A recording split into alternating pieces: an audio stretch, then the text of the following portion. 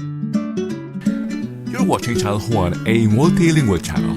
Browse through the playlist for your preferred language or click on the eye icon above for the Dutch audio. This is the home cooking series. Good evening once again, this is Romano, your kuya and uncle in Holland. This is unplanned. We have a potluck lunch at the office tomorrow, so I'm preparing something. An opportunity for filming as well.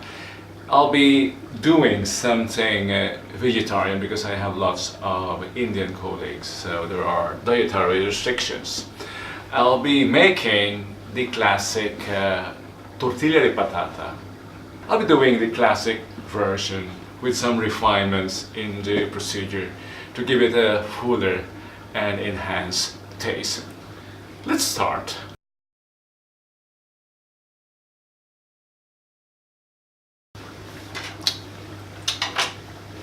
I'll be giving the proportions at the end of the video and in the description box below. But the principle is you should have sufficient eggs to bond the tomatoes or the potatoes together. Let's start with the tedious job of peeling the potato. I need to get accustomed to using this. I also have an ordinary peeling knife. Yeah. I don't know which is better, but this one limits the depth of peeling, so it's still better, I think. What's your preference?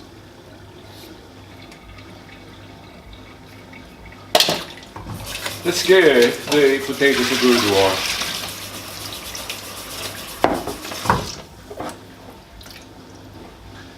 And then slice the potatoes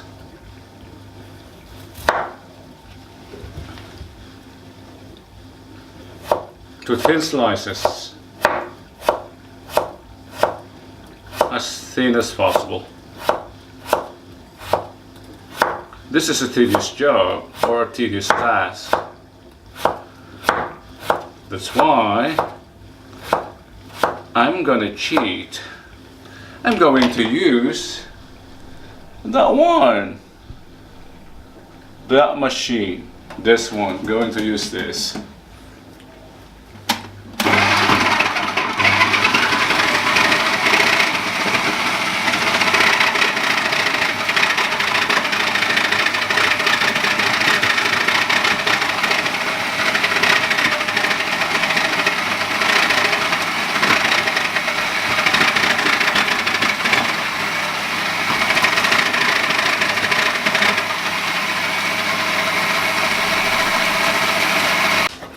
This is the only addition we have for the classic version, the onion.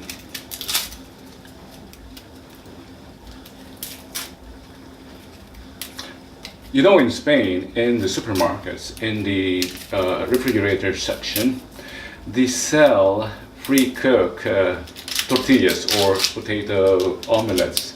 They are pre-cooked and they are in the, not in the freezer, but in the what is it called? The refrigerator section.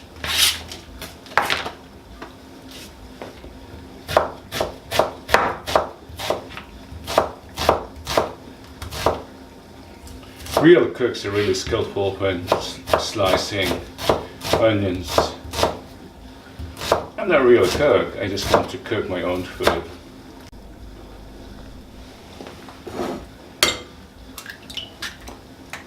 And the eggs. Again, how much eggs do we need? How many pieces? Enough to bind the potatoes. But having more doesn't hurt.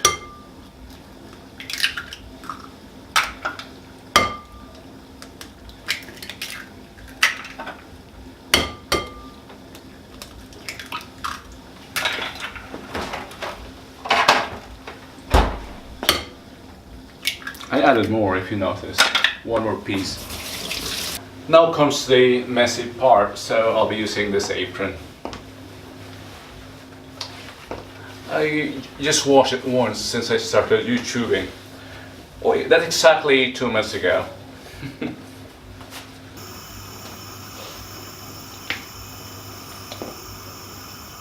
Olive oil.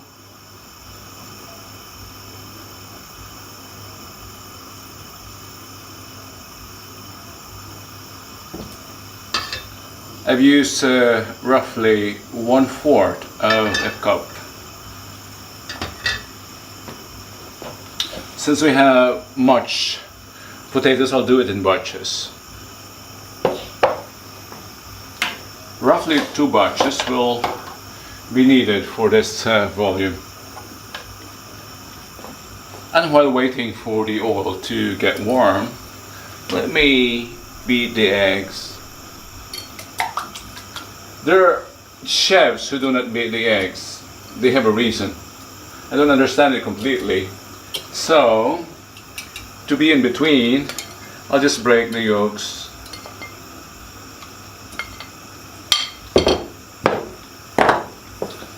Add some salt.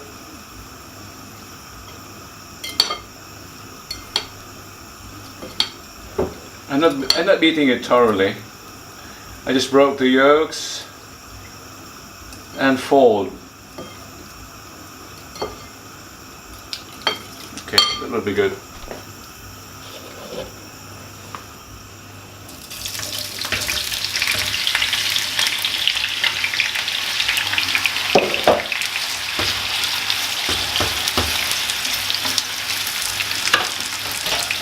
To reduce the splatter, I'll be using this very special implement. It's the cover which has holes to allow the steam to escape. But at the same time, it covers the pan perfectly. It's got circles to fit any size of pan or casserole. Very good invention. This country is good in inventions, functional inventions. Really.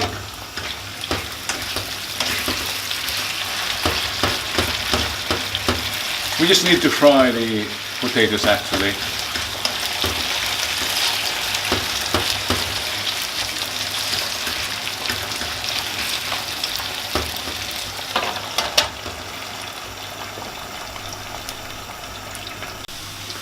This should be ready now. We'll do the next batch.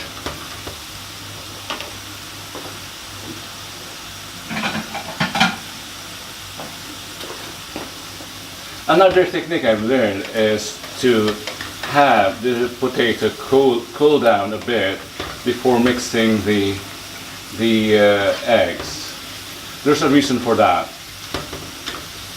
If you mix the eggs with this freshly cooked potato, the heat of the potato will cook the egg, and we don't like that. We want the eggs to get absorbed by the potato first before finishing the dish. I'll show that later. I just want to give this 2 batches some time to cool, roughly 5 minutes, and meanwhile I'll be frying the onions.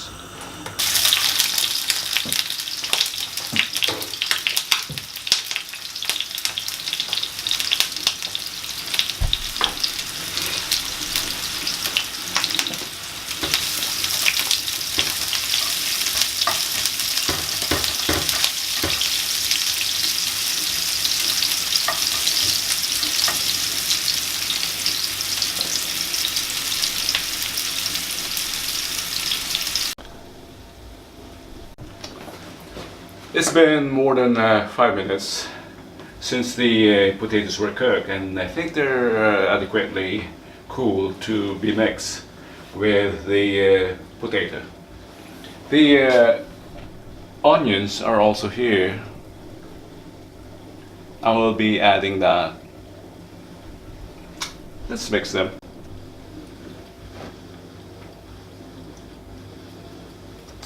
Let's add some salt.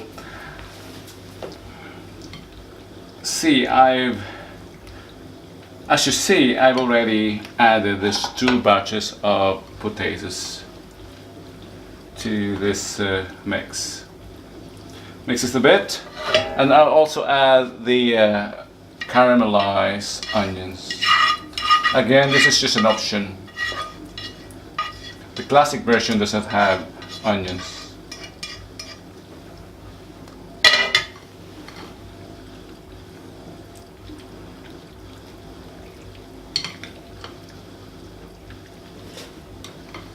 If the potato was hot or freshly removed from fire or from the frying oil, they would cook the eggs, and we don't like that. The principle here is we allow some time, or we allow the fried potatoes some time to absorb the flavors or to absorb the egg. So let it stand again for 5 minutes. And while this is standing, let's check our mails and let's check our Yakap community. I'll see you later after 5 minutes. Let's come to the interesting part. We will fry the omelette now.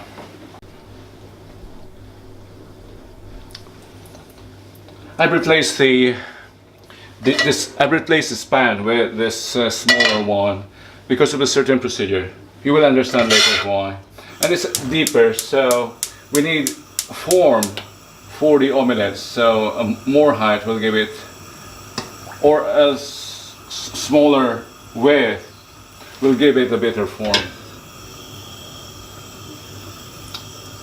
Just enough oil to fry it.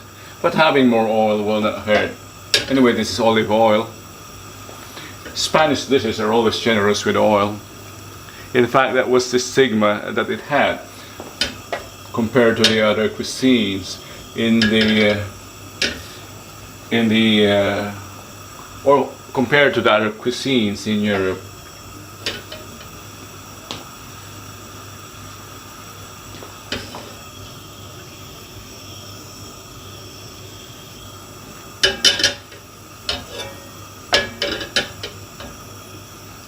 Yeah, that was more than enough. I really have to reduce. That was a mistake. Let's add the mixture.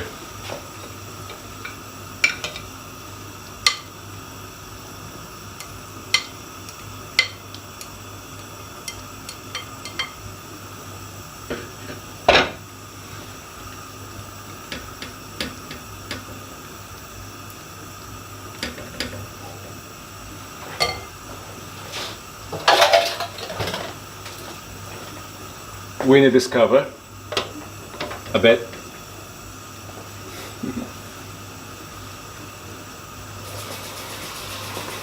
Just give it around 2 to 3 minutes, or just check. You can also check when the upper crust begins to solidify. It's time to turn it. That's the interesting part, the turning.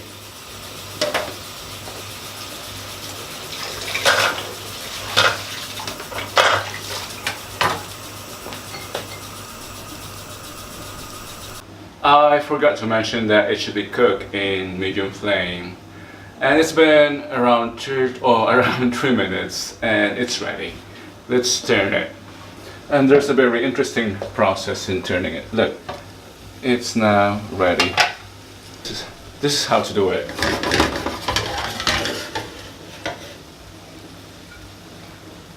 We need 1 plate. Cover the pan and turn it like this and reverse it. Done. Let's how to turn an omelette.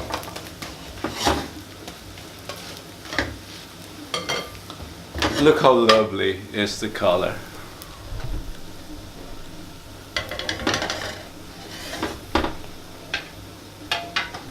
Let's give it 2 more minutes and it's done. That is our recipe, tortilla de patata, or just potato omelette. Let's just give it 1 more minute. But if you want a tortilla de patata jugosa, meaning runny, it's ready. Your way. It can never be wrong as long as it's good. Romulo here, your uncle and Kuya in Holland. Join me again next week as we bring you another recipe from the world or from the homeland. Don't forget our next episode, it will be from the garden. Until next time, Dios like Martin.